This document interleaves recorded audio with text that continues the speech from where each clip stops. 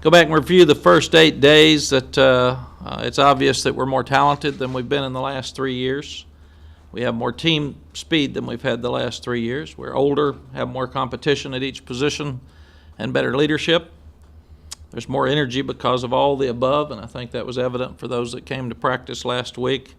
We've got 2 older quarterbacks that understand it and get it, and one's a definite starter, and that's the first time in 3 years we've really had that situation at this time of the year. And he's won 10 of the last 13 games, so David's getting it and playing with a lot of confidence.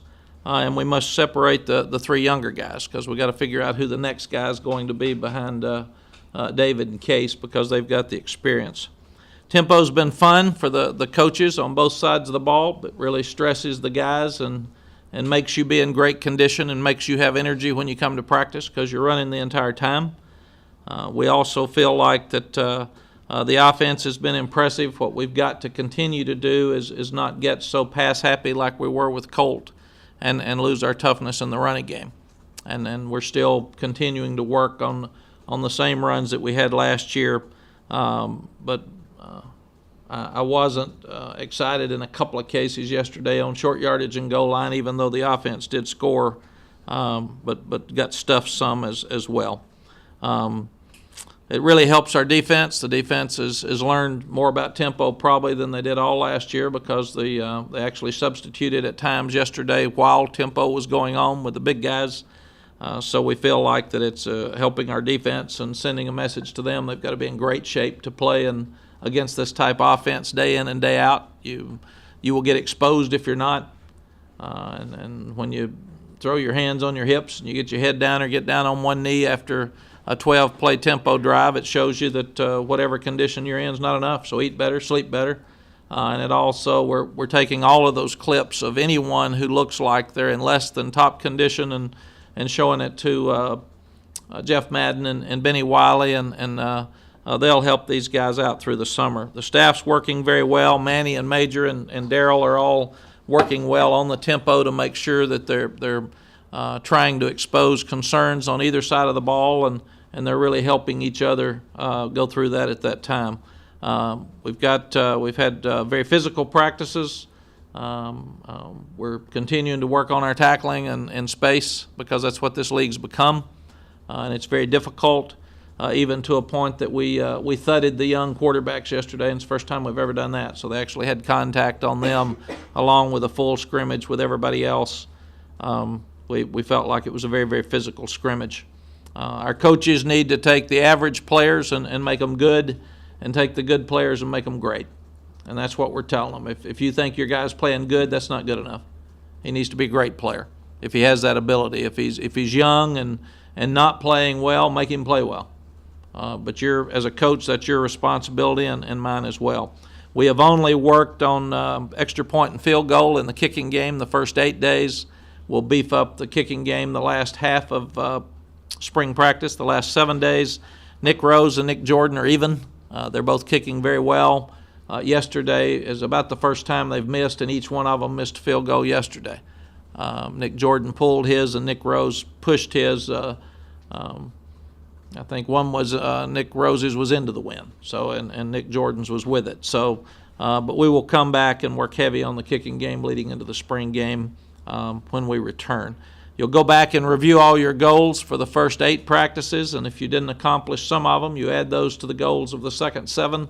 And then you reset it. But you also reestablish your depth chart and see which guys have earned the right. We told the guys yesterday after this scrimmage who's earned the right in the first 8 days, and specifically this scrimmage, to play against the best teams we play next year each week. And if you haven't, you'll get less work the last 7 days.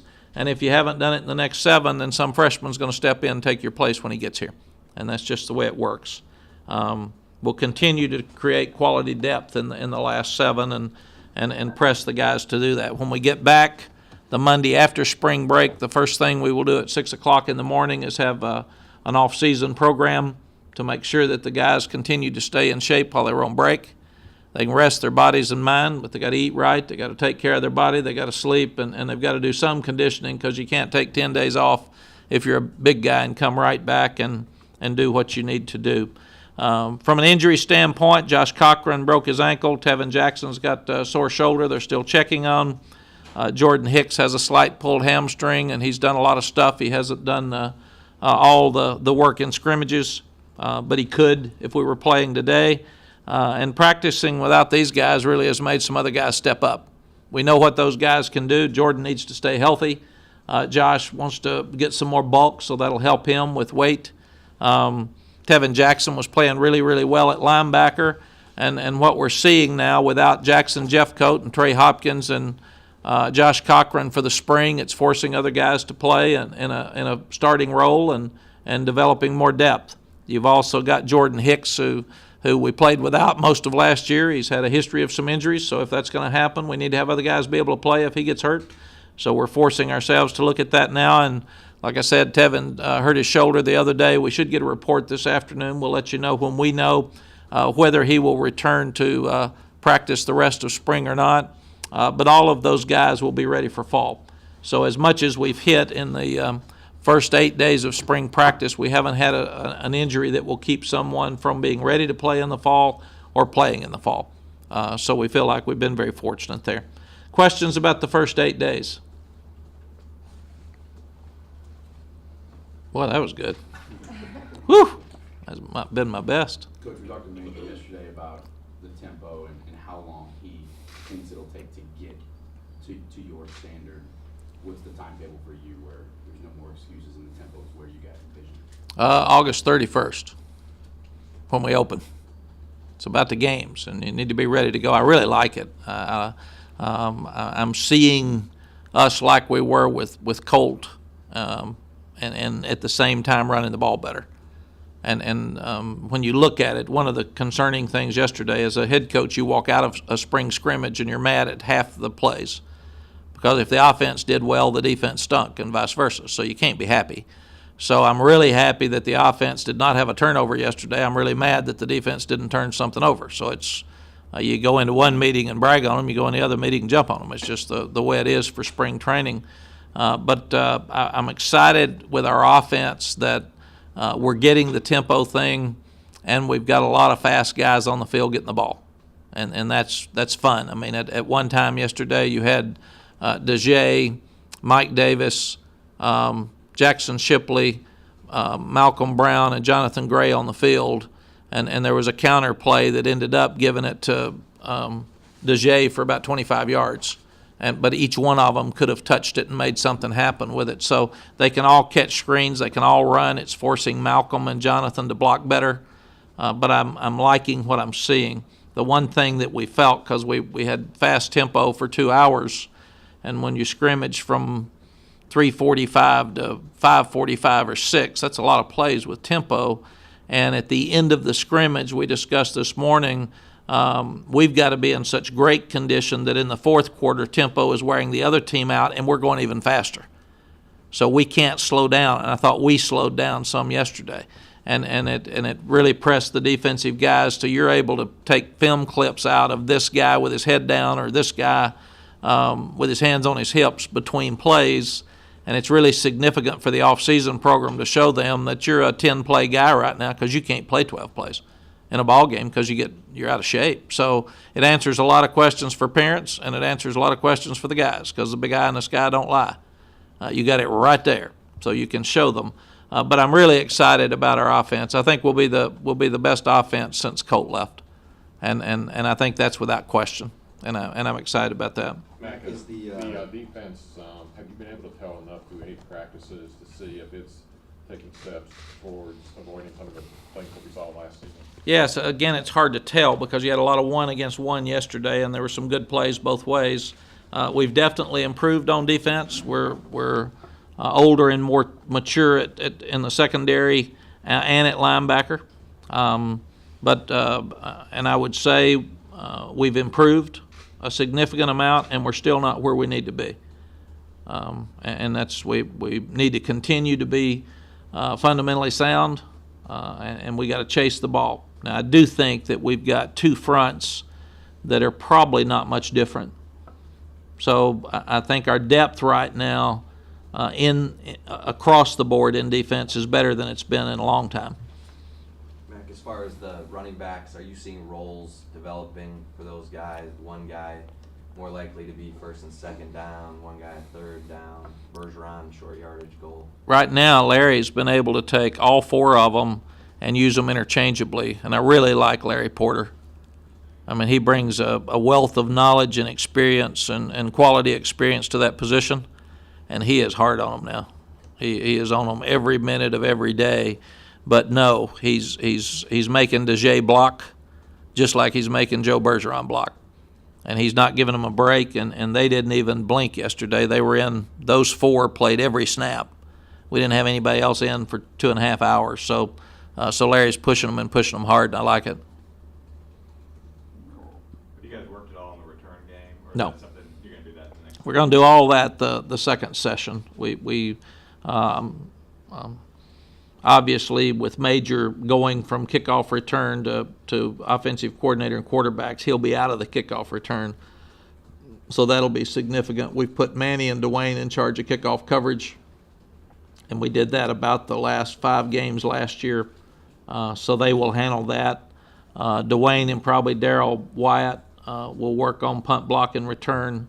Darryl's going to work with punt with Manny and some other coaches, and probably Darryl White or Larry Porter are going to have kickoff return. We're working on that mostly through spring break, and we've had really good visits with some consultants on the NFL level about our kicking game, and we've broken every phase down to a point. Even if we return the ball past the 40-yard line on kickoff returns, we scored 86% of the time.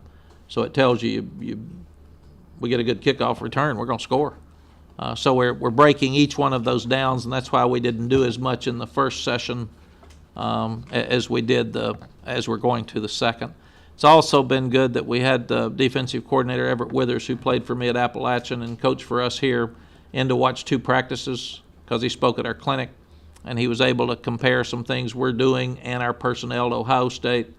By hiring Patrick yesterday, Patrick was able to watch the scrimmage and stand out there and compare some of our personnel to Alabama, none of which we're going to share with you before you ask. But it's also good to have some outside eyes on what you're doing. Is Farah out of the field goal? What we did is we decided, since he had not been healthy for a year, to keep him out of all field goals for the spring and let him start back in the summer. Because those injuries, like the one to Jordan Hicks, a growing hip flexor, it is so tough on a guy that a soccer-style kicker, that he never got well. He kicked the ground again at the end of the year, and it just kept coming back and back and back. So in consulting our doctors, and you don't know how much of that's mental, consulting our doctors, we just said that let's just pull him out. He punts every day, but let's pull him out of all kicking, kickoffs, and kicking until summer, and he'll start back in the summer. We're not discouraged, we're not giving up on him, but we thought we need him well so we can go back and see the guy we saw at Penn State. He's a viable option along with Russ at punter, though. Yes, he will punt. Today, if we were punting, he could punt, and he's punting every day in practice. He is not kicking field goals as of yet.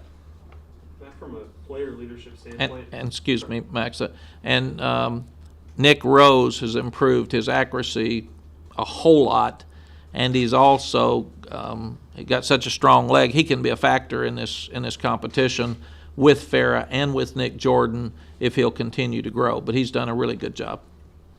And Will Russ is out for spring, Right. so he's not doing anything. Max? From a player leadership standpoint, obviously Kenny and Alex were important figures. Where do you see that gravitating towards right now? It was a huge discussion this morning, is go back and figure out who your leaders are and then start pushing them in those roles. You have to think that up front Jackson Jeffcoat's going to be a leader because he's played a lot. He got to stay healthy. Some of our key players, Malcolm Brown's got to stay healthy as a running back. Jordan Hicks has got to stay healthy. Jackson Jeffcoat's got to stay healthy. Those guys are guys that need to be out there for us. So Jordan would be the best leader, even though the competition between Dalton Santos and Steve Edmond has been great because Steve is playing much better and Dalton's all over the place. And Dalton's the great leader and Steve's the quiet guy that's got to come on, and we're seeing that happen some. Peter Jenkins and Tevin Jackson have really played well in the first part of spring. And Tevin got hurt in a thud drill and inside drill where he barely hit somebody. I mean, he just caught it wrong. So he's not hurt seriously, but he'll we don't need him to miss time because he's older now and he's experienced. And then you start looking at the secondary. Carrington and Adrian Phillips, I thought, were both very, very physical yesterday in the scrimmage.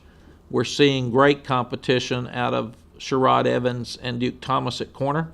And it'll be interesting to see as we add coverages here after break, will they be able to play at the same level?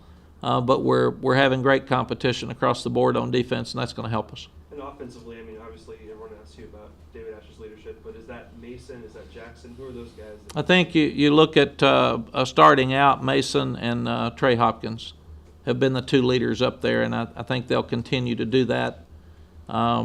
You start looking at Jackson Shipley and Mike Davis are the older guys. The other guy that's really getting attention is Kendall Sanders. He had 2 great plays yesterday and stepped up, and he was tough, and he's playing really hard, and but not as a leader, but as a player. David and Case have both really shown good leadership this spring. We'd like to see one of those young ones step up and do the same. It's harder when you got older guys there because they're less likely to step in the huddle first. And I think David really feels the most comfortable I've ever seen him feel. He hasn't thrown an interception throughout spring practice. Yesterday he made a great play scrambling to his right on a 3rd down and 9 and threw downfield a yard behind the line of scrimmage. He also made a fantastic throw down to the 1 to Mike Davis that was a key throw. So he ran for a quarterback draw for a score. He ran on an option play for 14-yard gain. So we're seeing him use his feet now to make more plays, and I think that helps his confidence. The other thing is all the guys are loving the tempo on both sides of the ball. The defense doesn't like it, but they know it's going to help them, and they're seeing that it's exposing anybody right now instead of in the fall like we got exposed last year. And at the same time, the running backs are loving the tempo, which is something you were concerned about when you go to this, but they like it as well. And we scrimmaged without coaches on the field yesterday. Everything was like a ball game from the sideline. We had Big 12 officials out there, and we made them try to snap the ball between 15 and 18 seconds. So it's really been fun because it also simulates more of a game-type atmosphere. Mac, you haven't had an offensive lineman drafted since 2008. Do you feel like you have guys right now who can be NFL players? I think our offensive line's headed in the right direction. This group we signed this year is the best I've ever seen us sign. Kyle Hicks got hurt. He's playing for the Patriots. So there's a few guys that have been around that haven't. We didn't get to redshirt a lot of these guys, and that hurt them because they were a year behind. But I do think that in our future we're going to have some. I think we're going to get back to draft choices. I'm really excited about where we are and where we're headed. Just about everybody's back that played last year and took their lumps for the last 2 years, and at Texas, 9 wins is lumps. We understand that, so we're excited about having a chance to win every game, and to do that, we've got to upgrade both lines of scrimmages, and we're also seeing that with a turn in tempo offense in the Big 12, you can't take a big heavy guy that can't run anymore in the defensive line. It's nearly like you got 4 ends because they all have to run. They all have to. Ashton Dorsey, I thought, played great yesterday, and he's so savvy. There was a screen. I think it was to Malcolm Brown, and Curtis Reiser just sat, and I mean Ashton stopped and knew it was a screen and ran right out and got it, and he made a lot of plays for loss. So those are the type guys you got to play with. Everybody you sign now has got to be a guy that can run. You can take player personnel questions later. I'm going to address it as soon as you all get through. Everybody's ready, we'll just move on to that. Anything else? Okay, we hired Patrick Suddes yesterday from Alabama. Patrick's been around Coach Saban at LSU, Miami Dolphins, and Alabama for 12 years, and there was heavy input from Bo Davis and from Major and Stacy Searles because they had all been around Patrick, and Bo had been around him the most, and Major had been around him his year at Alabama. So we knew some things on the inside. We interviewed a number of candidates. We knew what we wanted. We knew what we were looking for. And Patrick's name kept coming up. And when we brought Patrick into interview on Sunday and spent 2 or 3 hours with him and grilled him really hard, and he answered all the questions for us, and we were excited moving forward. It was a lot of staff discussion because we know this is a very important position for us. We've all been doing the recruiting ourselves. Bruce Chambers and I have been the recruiting coordinator as much as anything, and then we've got Arthur Johnson, who's in charge of everything, and Ken Rucker trying to do camps and clinics, and so we've kind of been mom and popping it here for a long time, and I really appreciate DeLoss and Bill Powers stepping up and helping us with the level of personnel that we need to be the best at everything we're doing in the country again. And when you go back and look at Patrick, he's had his hands in everything in the Alabama and the Miami Dolphin, the LSU system. He's been in a pro draft room. He's been in charge of football operations. He's handled the camp at Alabama, which had 1,300 people this year and had the best speakers in the country. And we want to get that back and give it to our high school coaches. We always had the best high school clinic in the country, and we don't anymore. And we want to get that back. That's very important to us because it's important to recruiting, and it's a way we can pay the high school coaches back, and Alabama's doing it better than anybody else. We want to make sure, I think we've done a good job in our camps, but we want to do a better job with our camps, and Patrick brought some idea to our camps that are better than some that we are doing in our meeting. And we want to improve our evaluation process. And I think that's something that, as you look at the process that Patrick's gone through with the Alabama staff, they're getting more information in an easier manner to the assistant coaches to make decisions and bring to me, and cutting a lot of the middlemen out. And I think that's very, very important. So if you look at the efficiency, it's something we haven't done very well, and something that Patrick will bring us. There will be postings for new staff next week. We will bring in someone to help with video and social media because we want to be the best in the country. We think we've been okay, but our videos as such are not as good as the ones that we're seeing some of our competition have. We also feel like that we'll bring some guys to help Patrick in the evaluation process. And we will continue to hire different people that you will see postings next week, and we feel like that's good. But establishing this department with forward thinking and continually thinking about all the things about recruiting, about evaluation, about the evaluation process, and upgrading our camps and clinics is critical to us. Obviously, Patrick can't do all that by himself, but we feel like he has the knowledge and the workings of all those things, and he'll be able to hire the right people to put in positions to do all those things. It'll take a lot of pressure off Arthur Johnson, who's in charge of football operations anyway. It'll take a lot of time from me that I've been giving to some of those functions and our assistant coaches to let them coach more readily. And I just think the evaluation process has been better from what I heard with Patrick, and he'll explain some of that to you in a minute as he comes up. But we're excited about him getting started. Even this morning, he was in his first staff meeting, and the 23rd of March, we're going to have a scrimmage. We always have our signees come. We try to get some of our commitments from 2013 in, and we try to get our 2014 in. We try to get the recruits in for that one because the spring game is so hectic. But also at Patrick's suggestion, we're also going to make that a sophomore day. So we'll send out a lot of emails and invites over the next 4 or 5 days, 2 or 3 days, to get information out to the top sophomores in the state. And we've never done that before because we need to start establishing our 2015 board just to stay ahead in recruiting the way we are. But we're very excited about him. We were impressed in the interview.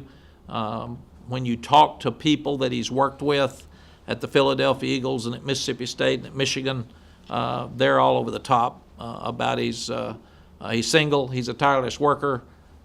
He's not going to be intimidated by this place. He's been in big games. He's been at the national championship. He's been around national media. So we feel like that he's a perfect fit for us moving forward.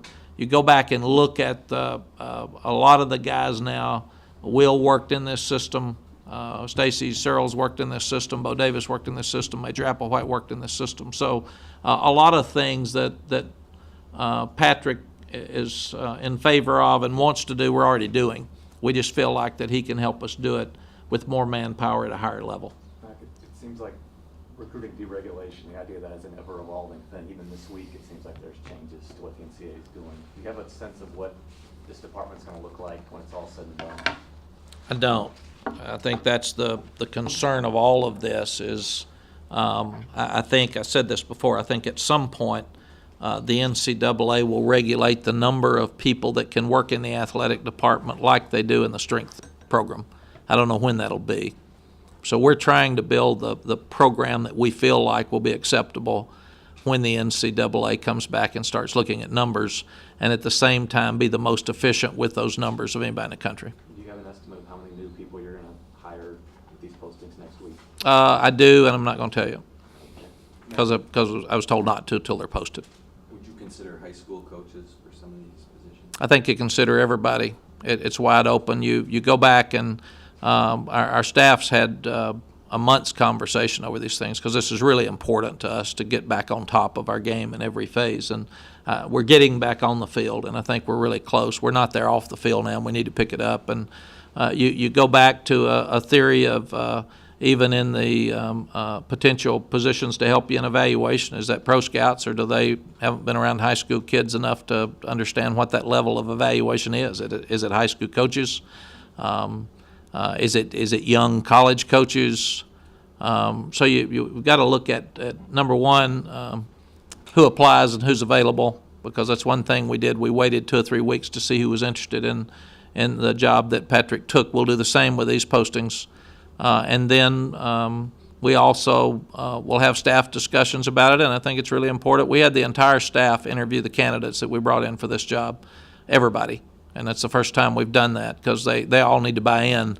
And if Patrick's going to jump them about the way they recruit now and be in their face, then they approve the hire. So they need to work with him and do it right. And we'll do the same with these positions. Coach, you said y'all were the best in the country for a while. Now you're admitting you guys fell off a little bit. Was that tough to realize, to admit, and when did you come to the conclusion that y'all No, I think self-evaluation is something that a lot of people have trouble doing. I've never had trouble with that. I mean, if we're not doing something right, I can admit that to myself and the staff and get it fixed and move forward. That's what you do. And to coach at a place for going on 16 years, you're going to have your ups and your downs, and we've had those. And I'd like to think, and every time we've had a lull, we fixed it. And I think we've got the right staff now moving forward from 2 years ago, going into our third year. I really like, as I said, the addition of Larry Porter. I really like Patrick's addition because I think it gives us new direction in an area that we haven't had. And like I said, it's as much as I've dealt with recruiting, I'll still work really hard in recruiting, but I'm not going to be doing all the day-to-day hands-on things to get guys to make sure they're out, make sure they're watching video, make sure we're following up. And Patrick will do all those things, which will really help, and the staff's really excited about it as well. How quickly do you plan to start, or are you expecting to start seeing the benefits of these new hires and these new positions? Today, very honestly, because we're already starting to fix things today. And the staff gave Patrick a list of 10 things, I think, this morning that we all discussed yesterday as a staff and that we want him to do immediately. It'll take him some time to get the things we need in video in place. You can't do that overnight. It'll take him some time to hire the staff that he wants to be around him.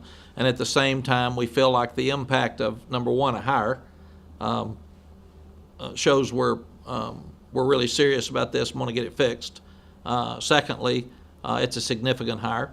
And all the kids, they're really savvy out there now. They know what's going on, and they're going to understand that we're going to pick it up. It also sends a message to the high school coaches that we haven't given back to them in our clinic the last couple of years like we want, and we want to go back and have the best camps in America. So I think to be the best, and that's where we're headed back to, you got to hire the best, and you've got to do the best in all areas.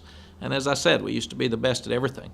and everybody would come here and ask. And for whatever reason, we got behind in some areas, and it's time to fix them. And sometimes they have to be exposed before you fix them, and they were exposed, and we're fixing them.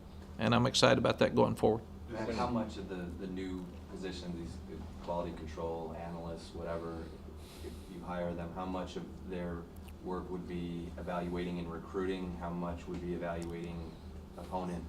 I think all of those things are why I couldn't answer Mike's question. We've got to have our compliance people sit in on it and make sure that we're by the letter of the law.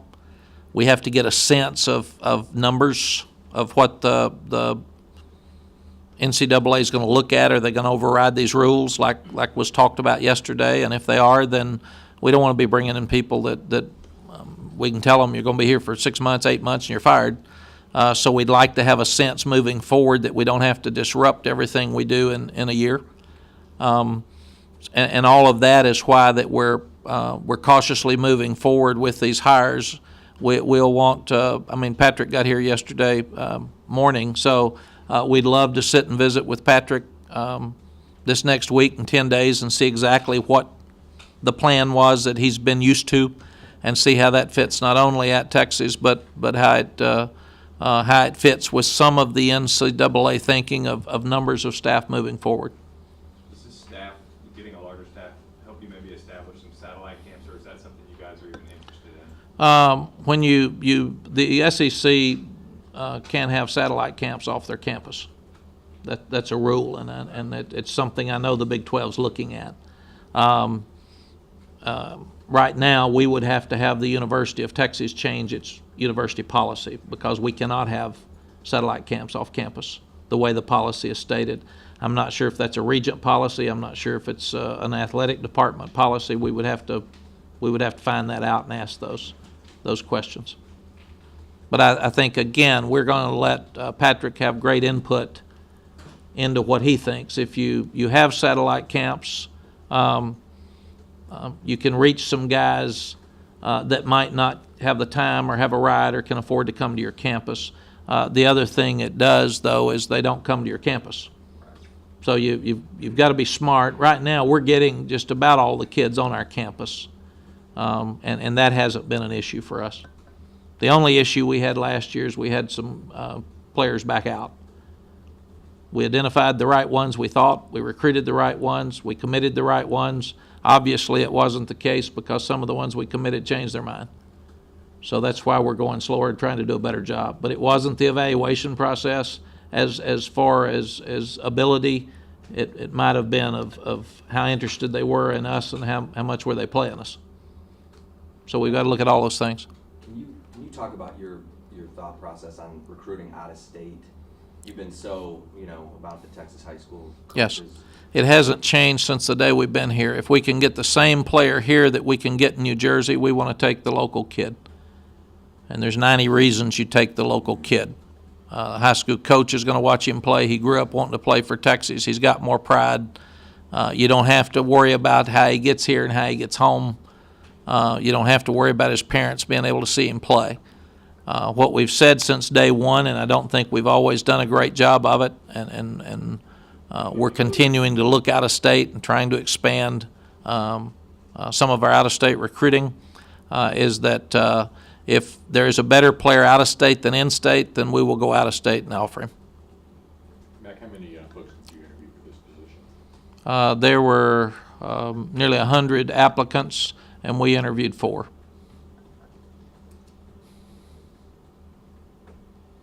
What's that? Got it? On to the intro. Okay. John, you want to come up and introduce Patrick, or you want me to? Go ahead. I can do it. Patrick's 33, right, Patrick? 30? 30 is younger than I thought. He's older than he seems. But Patrick is an Alabama graduate. He's a guy that I think will end up being a general manager of an NFL team at some point after what I've seen with him. And that's basically the type position he'll have for us. He's going to be running that operation under Arthur Johnson. And I've really been impressed, and I think you will see why. So, and he also has been involved in 3 national championships, one of which beat us. But we're really excited about Patrick and his future. So, Patrick. How's everybody doing? First of all, I just want to say it's a privilege to be here, the University of Texas. You know, growing up, this is the top program out there. Coming in, I just not surprised because, I mean, this is Texas, and when you get someone on campus here, they're going to fall in love with it. I think just everything has sped up in recruiting. You know, kids are committing, decommitting. You know, I think the player has changed more than Texas not changing. I think, you know, kids have less loyalty to a certain place. There's more street agents involved. It's becoming more like basketball, AAU basketball, and so that's why we got to get our arms around it and make sure we're identifying kids early, and not just because they commit, we're going to stay off them. We're going to hit them harder than ever before. So we want to make sure these kids know that the ones we want, you know, make sure they know that we want them day in, day out. In Alabama, how much are the assistant coaches, you know, getting film and doing that? Are they doing none of that? That's all prepared and then handed to them? It's all prepared and handed to them. And nowadays, with all these recruiting services, especially, you know, places like Huddle and all these other places, you know, they are providing all that film for you. You're paying for the service. So it's really just about money. If you're willing to spend the money, you can get all the film. The days of sending out a request for highlight film from the head coach, those days are over. I think Mack said in recruiting that if they committed to Texas, they weren't going to go visit anywhere else, and that was a new big deal for him. What's been your experience with that? I don't think Alabama has that same problem. No, I mean they obviously discourage it, but it's just a fine line that you got to say whether you're going to pull a scholarship or not. But you know, whatever Coach Brown's philosophy is, that's what we're going to emulate here. So, and that's what I'm going to follow behind. How big of a challenge do you see in front of you with coming into a new role that's never been here at Texas and having to implement everything on your own? I see it as a challenge, but a great challenge, and one I'm looking forward to. But like I said, it's not that big of a challenge because this is Texas. And just walking, you know, when I came in Sunday and went through these facilities, met the people, you know, it's not just about selling the facilities, it's about selling the people, and they got great people around here. And people that if a commit's parents bring them here, they're going to be well taken care of. So looking forward to just selling that and marketing that a little bit better and getting kids to campus, because I feel like if you get a kid to campus, he's going to fall in love with this place. I think A.J. McCarron was talking about a guy named Jeff Norrid, who's one of the analysts, and how he helped break down the Michigan film. You know, that's one of the. So, how much were guys doing, like opponent scout versus recruiting scout? Totally separate department. You know, we had a recruiting department. We just had recruiting film. That was more, you know, GAs, and they worked directly for the coaches as far as the football stuff. Patrick, one thing they just said yesterday is that Alabama, maybe not the easiest place to get kids to come down to camp to. What was it about that camp? What did you kind of do to build that up and put it in the position it's at now? Well, that's all Coach Saban. I can't take credit for that. I just helped, you know, run the camp. But you find out the players that are willing to come in and compete and work, and usually those players turn out to be the best players. The ones that come in and they don't want to come to camp. You know, if you look at the NFL nowadays, you got certain players not going to compete in the combine, not going to compete in Senior Bowl, whatever it is, because their agent's telling them not to, because they already think they're the best player and they're going to get drafted here or there. We want kids that are going to come in and compete. So I think that's what camps are all about. You find out the kids that love football, they want to compete and compete at high level. And we got a philosophy, and I'm bringing that philosophy here. And it's Texas should always follow this. You want to be the best, you got to come play with the best. How many hires do you think it'll take for you to have this department the way you want? I don't really have a number. I think it's just about quality people that they can get the job done. You know, if a guy can do a role of 2 or 3 people, you know, just like they have here. You know, Coach Brown was saying Arthur Johnson's great and does a lot of different roles, and you know, I'm looking forward to taking some of that weight off his shoulders. But they got great people here that are smart, efficient. So I think it's all about just being efficient. Did you get a chance to talk to Bo Davis or Stacy or any of those guys and kind of get a feel from them on what this is like? Yeah, I talked to everybody. I talked to Coach Muschamp, who had nothing but great things to say about this place. So, you know, I got to talk. You know, I did my research, obviously. It was a tough decision leaving, but this is the top spot, in my opinion, and obviously something I'm looking forward to building something up from the ground. But like I said, this place is not lacking of facilities or people or anything like that. It's just about being able to market it. First of all, I don't think that's going to be passed. Now, it might be passed, but from what I'm hearing, it's got a lot of strong opposition. But like I said, the recruiting is the coaches. But when a kid comes to campus, everybody in your organization recruits. You're selling to everybody in the organization to know when that kid comes, they're taken care of by everybody in the organization. So what we did a good job at Alabama is when they came to campus, you're selling everybody, from the cleaning lady, to the president, to anybody. So, Do you need a Candace Rosenkrantz at Texas? She's the director of recruiting operations, I guess. Yeah, Candace is a good friend of mine, does a great job, but we'll find the best people out, but you don't necessarily need one of those, but she does a great job. So What does she do? she just helps facilitate when the players come to campus, helps facilitate that, and helps run the girls in the office there. Max said he thinks you're going to be an NFL GM one day. What is your ultimate goal? Definitely that, and that was the thing is I was kind of in a turning point in my career, whether I wanted to kind of jump in the NFL, or move on. So when this opportunity came up, to me, this is an NFL team. I mean, this is as good as it gets. It's run like an NFL team. I think it's got a lot of characteristics of an NFL team, and we're going to put out first-round draft picks like this place has always done. Patrick, do you feel like these first couple weeks it's all about kind of merging your philosophies and ideas with what they already do, and how much do you feel like you've got the freedom to implement some stuff that you know well? Yeah, no question. There's obviously certain things that I know what it takes to be successful, but I'm very adaptable. I listen. I'm not set in my ways, and I think that's what a lot of this job is. You can't just be rigid. You got to be able to adapt to what the coaches want, and that's what I'm here for. I want to listen to coaches. I'm going to meet with each one individually and say, hey, what do you look for in a player? All this stuff, so that when I'm cutting up the film and sending it to them, we're making sure that happens. All set? Thanks, guys.